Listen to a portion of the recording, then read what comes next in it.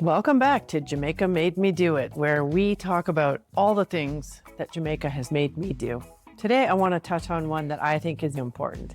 Jamaica made me check my privilege very quickly. I went from all-inclusive one week to bucket bathing the next. Let me give you a little bit of backstory so that I can put some context to the bucket bathing. My first trip in March of 2003, that was my very first time ever going to Jamaica. I won the trip from a radio station back here in Canada.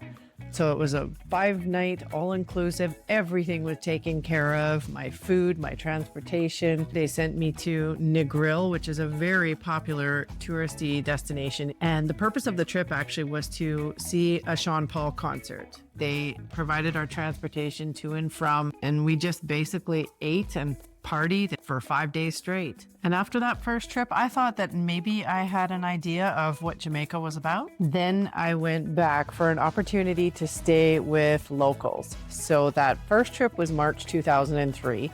And I was so excited about everything Jamaica that I bought a ticket and I returned in May 2003, so only 2 months later. Because on that first trip, I had met locals who said, if you ever get back to the island, come stay with us. We'll show you what the real Jamaica is about. And I was like, who can turn down an offer like that, right? Also, those locals were police officers, which is a very good job by Jamaican standards. And I thought, what's not to trust? I expected everything to be normal living situations, normal everything. And that's when things shifted for me related to Jamaica. When I landed the second time, everything checked out. They were at the airport on time to pick me up and drive me to their community. The housing scheme was called Landilo. It's in Savannah Lamar in Westmoreland, which isn't very far from Negril, where I went the first time, but it's certainly not near anything that I could do on my own, period. We drove about an hour and a half from the airport, passed through Negril, and went on our way to Savannah Lamar. And then we reached a community and pulled up at what looked to be a very large house. And I was like, wow, this should be amazing. And then we opened the front door. And all I saw was one room, no larger than probably a pretty big bedroom, not bigger than a hotel room for sure. There was one bed, a dining room table, and a small refrigerator in this room, and that's it. That's when I learned how many Jamaicans truly live. So each of them were renting one room in this much larger house. They didn't rent the whole house. That's when I found out that this is actually how a lot of people live in Jamaica. So when you see those really large houses there, they're not necessarily just one family living in it.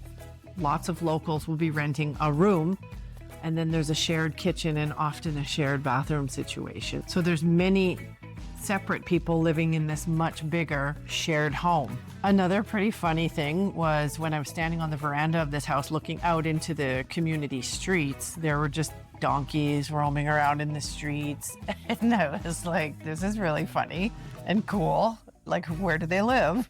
And something that I couldn't not notice was the houses looked like they weren't finished, but people were still living in them. So I had come to learn that people will start building a house and they'll live in a small piece of it that they finish first, and then the rest of the house stays under construction for sometimes many years. As they get money, they'll build a new piece and a new piece. So these houses stay incomplete for many years.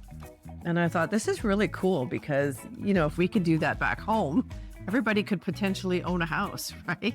If we could just build what we can afford right now and then keep building, there would be a lot more homeowners in North America, I'm sure. All of this was not at all what I'm used to seeing at home. It wasn't bad, it was just different, very different. Keep in mind that Jamaica was my very first international travel, so I had no point of reference for how anybody lived outside of North America. I would say probably the most interesting thing that happened on that trip related to accommodations was a couple days into staying with them. One day I went to go take a shower and there was just no water.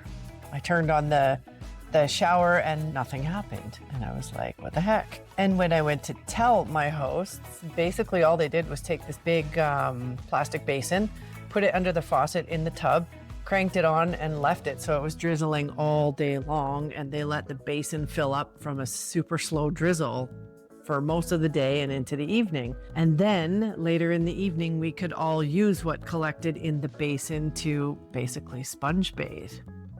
They were gracious enough to let me go first. So I went into the tub and I just bathed with a washcloth out of this clean water in the basin that collected all day. And I remember thinking how chill they were about it. Imagine this, you had someone fly into your country and you were hosting them in your home and this happened, you'd lose your shit and you'd go into a frenzy because you're hosting someone and your things aren't working properly. But that's not how it was in Jamaica. So I had come to learn again over many subsequent years that this is totally normal. A lot of times there's no pipe water.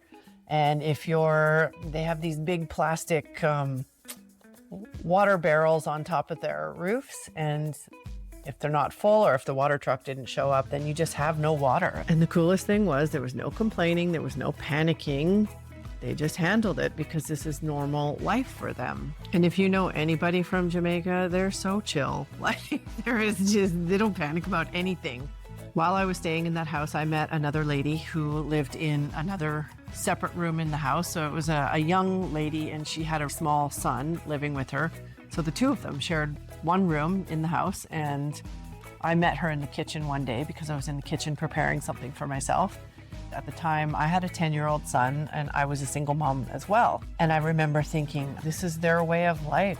And it's just so simple. They have what they need. She certainly wasn't miserable and they weren't struggling the way I understood struggle. They were just living. Fast forward to the end of my trip, that week in Jamaica rearranged something in my brain. What I thought was normal on a global scale was not universal. And comfort is all relative. I certainly was not uncomfortable during my stay there.